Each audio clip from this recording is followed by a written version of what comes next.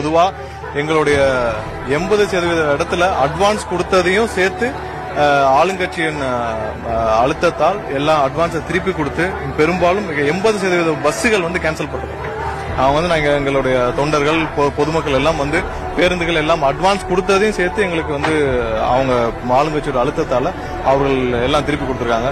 பெரும்பாலும் இங்க இருக்கிற மண்டபங்கள் எல்லாமே கொடுக்க கூடாதுன்னு அறிவுறுத்தப்பட்டு அதையும் தாண்டி எங்களுடைய தொண்டர்கள் எல்லா கஷ்டத்தை, அதாவது இந்தியாவில் ஒரு அரசியல் கட்சி மக்களுக்கு நல்லது செய்ய வேண்டும் என்ற வந்த எங்களுடைய தலைவருக்கு எல்லா வழியிலும் நெருக்கடி உள்ளான ஒரே தலைவர் எங்களுடைய தலைவராகத்தான் இருப்பார். இப்ப நான் வர வழியில நான் எவ்வளவு தூரம் நான் என்னென்ன பிரச்சனை ஃபேஸ் பண்ண நான் சொல்லிடுறேன். நான் சென்னையில இருந்து கிளம்பும் போதுல இருந்து பாத்தீங்கன்னா என்னோட பஸ் ஃபெசிலிட்டிஸ் எதுவுமே ப்ராப்பரா கிடையாது. ஏன்னா முக்கால்வாசி பாத்தீங்கன்னா யாருமே அலோடு கிடையாது. ஃபர்ஸ்ட் எல்லா ஊர்ல இருந்துமே அலோடு கிடையாது. சோ அப்படி அலோவ் பண்ணீங்கன்னா நீங்க லைசன்ஸை கேன்சல் பண்ணிடுவோம் அப்படின்ற மாதிரி தான் எல்லாருக்கிட்டையும் சொல்லி வச்சிருக்காங்க. சோ அவ்வளவு டஃபா தான் நான் மார்னிங் நான் வந்தேன்.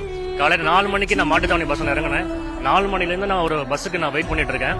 எல்லா பஸ்ஸும் போற ரூட்டு தான். ஆனா ஒரு பஸ் கூட பாத்தீங்கன்னா எந்த பஸ்ஸுமே இல்ல போகாது இதே தான் சொன்னாங்க. 4 மணில இருந்து இதே தான் சொன்னாங்க. நான் எத்தனை மணிக்கு ஏறினா கிட்டத்தட்ட ஒரு 9:30 மணிக்கு நான் ஒரு பஸ்ல ஏறி உட்காடுறேன். அந்த பஸ் போற பஸ் அவங்க என்ன பண்ணிடுறாங்கன்னா கமிட்டி போற பஸ் முன்னாடி அந்த ஒரு நியூஸ் பேப்பரை வச்சு ஒரு ரவுண்டா அந்த பிளேஸை ஃபுல்லா மறைச்சு இந்த பஸ் போகாது அப்படின்னு சொல்லி ஆளுங்களை ஏத்திட்டு அந்த பஸ் போகாது, எங்களுக்கு அலோடு கிடையாதுன்னு சொல்லி எல்லா பஸ்லயுமே இந்த ஒரு பிரச்சனை தான் இருக்கு.